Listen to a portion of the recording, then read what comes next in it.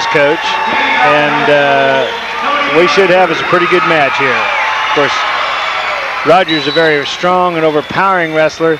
Schmeidler, more of a technique wrestler. Schmeidler in the blue singlet from Lincoln, wrestling for the Leopards. Rogers from Caney Valley for the Bullpups, wrestling in the red.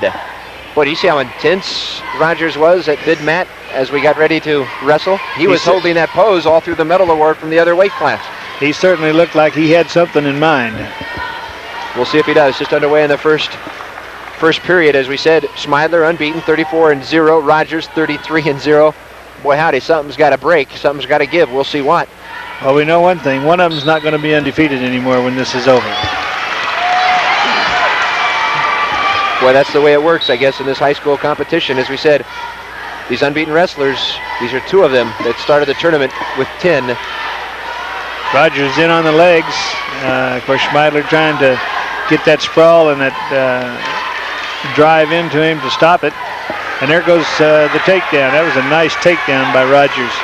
And he's not satisfied with that. He's trying to go for the pin, which is what he's supposed to do. Well, for Rogers, he won the first match by a fall, the second match by a technical fall, and his last match by a fall over Shaw from Silver Lake to get into this championship match. For Schmeidler, he won by a fall in his first match, 8-4 over Lang from Garden Plain, and then he won 1-0 over Madden from Perry to get into this championship match. So a close match getting here for Schmeidler.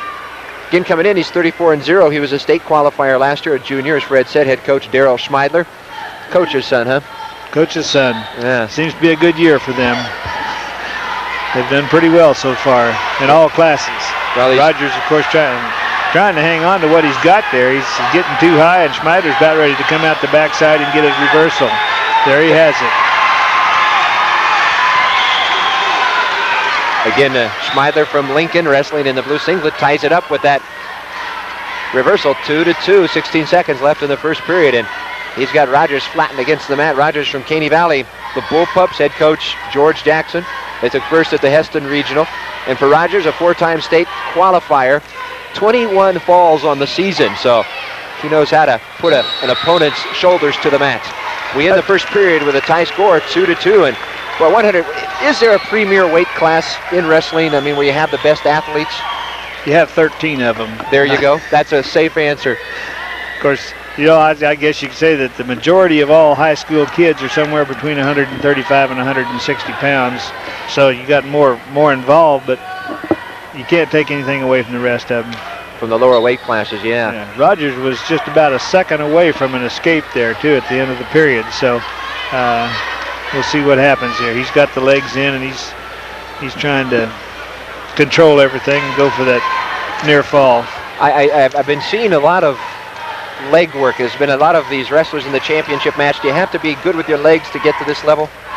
My personal feeling is that if you're not good with your legs, you're not going to be here. A lot of people feel like the legs are nothing but stall, but you can do a lot of aggressive wrestling with the legs, and if you don't know how to work the legs and how to work against the legs, you're probably not going to get here. Rogers and Schmeidler knew the road here, and they did it in good fashion. There goes Rogers trying to force that cradle. He's liable to get himself in trouble trying to push it too hard. Of course, he's also liable to get himself into 3 points. We have an illegal call here by the referee.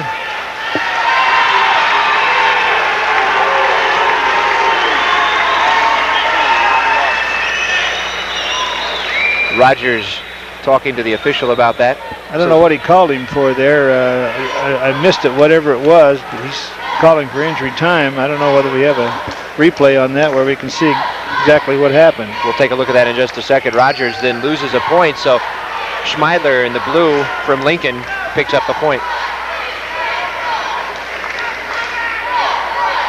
I don't know whether he thought he bit him or what there. Now the locking the hands in the cradle was legal and everything, but he might have felt like he bit the boy or something. I don't know. Well, they're talking right now, and anyway, Schmeidler got a point out of it. Yeah, he's up 3-2 with a minute 4 left in the second period. 3-2 over Rogers from Caney Valley. Not a lot of body fat on these guys, any wrestlers. I mean, it's been sweated off probably after 2 weeks of practice. Pretty lean, mean fighting machines. 58 seconds to go in the second period. Some of us always had plenty of body fat on us when we were wrestling, but well, I won't ask what weight class you wrestled at, Fred. Please don't, because I'm a long way from it right now. Rogers is kind of playing dangerous there, trying to pull him up over in a situation where he really doesn't have much control, and he's losing a reversal out of it. Oh, and he got some points. Right now, Schmeidler in control, 5-2, got those 2 points. 20 seconds left in the second period. They work towards the outer circle. And Schmeidler locked his legs up there. He's awful close to a figure 4, which is a technical violation now. If he'd have slid that up just a little bit further, he would have lost a point there. Schmeidler took first at the Phillipsburg Regional. And Rogers took first at the Heston Regional. Rogers took second last year to Schenthaler of Joaquini Trigo at the 152-pound class. He was a 4-time state qualifier, as I said, and Schmeidler was here as a state qualifier last year. We see the coaches, George Jackson, out there taking care of their wrestler, father and son, George and George Jr. It looks like he's shaking his right arm just a bit. From when he gave up that illegal point, he had a little trouble with his right arm. I'm not too sure. He's still shaking it just a bit. Can't really decide what happened there.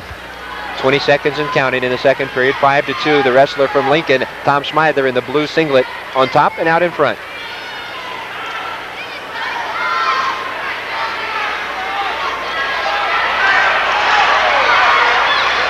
Rogers trying to suck him down and pull him under.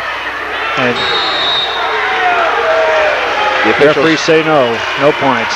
Yeah, they check with each other, and the fans from Caney Valley are disagreeing with that. They thought he should have gotten a couple points on the reversal, but it wasn't just quite enough. So Rogers starts on the bottom again. Caney Valley came in here with 9 wrestlers, and they looked like they had a real shot at it, but boy, the wheels fell off in the first round. I don't think they won but one match in the first round. And this is a result of that, but they sure looked like they were going to have more than this in the finals. For Caney Valley, they are wrestling at 3A just for the second year. They wrestled at 3A last year. Before that, they were at 4A. Rogers took 4th as a sophomore in the 4A tournament. We just saw Schmeidler get a warning for stalling because all he was trying to do was ride there. He wasn't making any attempt to turn or anything. So he's got to make some kind of attempt and give the other boy an opportunity to work. And he's got his cradle locked up. And Rogers has that arm snaked out. He's going to get a reversal out of it probably. There he's got his reversal. We got a 5-4 match. Wow. Tightens that up, a 1-point match with 1:13 to play, or to wrestle. There goes the cradle. Rogers has got these points.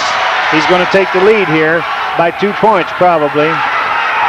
And so he goes to 7-5. Got a 3-point near fall. Man, what a move. He wants another one. He's not happy with that. He wants another one. Showed some good strength. 48 seconds and gone. He's had to wrestle from behind. Neither of these wrestlers have lost this season. He's trying to force that cradle, though, when it's not really there, and that's liable to get him in trouble here and lose him another reversal.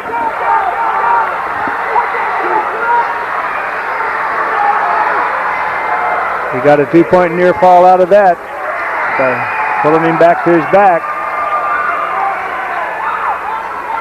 Gives him a 4-point lead. If he can just stay off his back, he's in good shape now. 15 seconds and counting, and boy, Schmeidler had control early this third period. 1:40 on has belonged to Rogers. He's trying to get the pin, though. Then with another near fall. He's got 2 points coming out of it according to the referee, but he's not there yet. What's the final going to be? What's 11-5. 11-5. Wow. So reverse, then a cradle and a couple near falls, and Tony Rogers gets the victory. He goes to 34-0 as he finishes off his wrestling career. Rogers, a senior, second last year, first this year at 160 pounds.